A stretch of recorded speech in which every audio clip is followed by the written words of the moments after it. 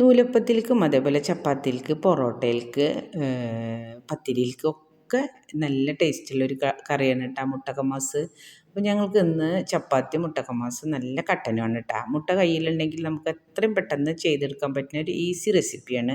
അതിനൊരു പാനിൽ ഓയിൽ ഒഴിച്ചു കൊടുത്തിട്ട് അതിലേക്ക് കടുക് ഇട്ട് കൊടുക്കുക. അതേപോലെ ഒരു 4-5 വെളുത്തുള്ളി, ഒരു ചെറിയ പീസ് ഇഞ്ചി ചെറുതാക്കി അരിഞ്ഞത് ഇട്ട് കൊടുക്കുക. 2 വറ്റൽമുളക് പൊട്ടിച്ചിട്ട് അതും ഇട്ട് കൊടുത്തിട്ട് ഒന്ന് വഴറ്റി കൊടുത്തതിന് ശേഷം 2 സവാള കൊത്തിയരിഞ്ഞതും കൂടി ഇട്ട് കൊടുക്കുക. 4-5 പച്ചമുളക് എന്തായാലും വേണം കേട്ടോ. അതിൽ നമ്മൾ മുളക് പൊടി ഇടുന്നില്ല. ഒരു 5-6 പച്ചമുളക് ഇട്ട് കൊടുക്കുക.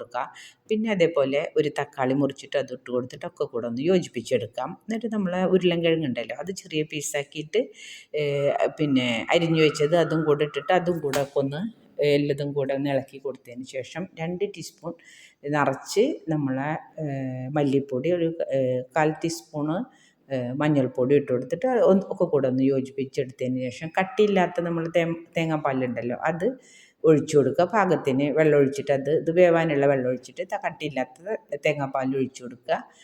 പിന്നെ അത് ഉപ്പിട്ട് കൊടുത്തിട്ട് ഇതവിടെ വെന്ത് വരട്ടെ. അപ്പം തന്നെ നമുക്ക് ഇതിലേക്ക് ആംപ്ലേറ്റ് ഉണ്ടാക്കണം. അപ്പം എൻ്റെ പുതിയ ചട്ടിയാണ് കേട്ടോ, ഞാൻ അതിലാണ് ആംപ്ലേറ്റ് ഉണ്ടാക്കുന്നത്.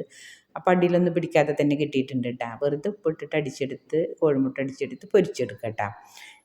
എന്നിട്ട് ചെറിയ പീസാക്കിയിട്ട് ഇതിലേക്ക് വിതറി കൊടുക്കുക.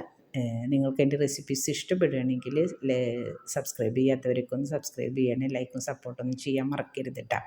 ഇനി നമുക്ക് നമ്മളെ കട്ടിയുള്ള തേങ്ങാപ്പാൽ ഒഴിച്ചു കൊടുക്കുക.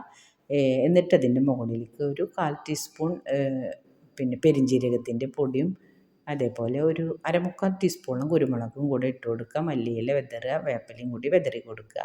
ഇതുപോലെ ചെയ്യാത്തവരൊക്കെ ഒന്ന് ചെയ്ത് നോക്കിക്കോളൂ കേട്ടോ. മുട്ട പൊരിച്ചിടുന്നതാണ് ഇതിലേക്ക് ഏറ്റവും ടേസ്റ്റ്. ഇൻഷാ അല്ലാഹ് അടുത്ത വീഡിയോ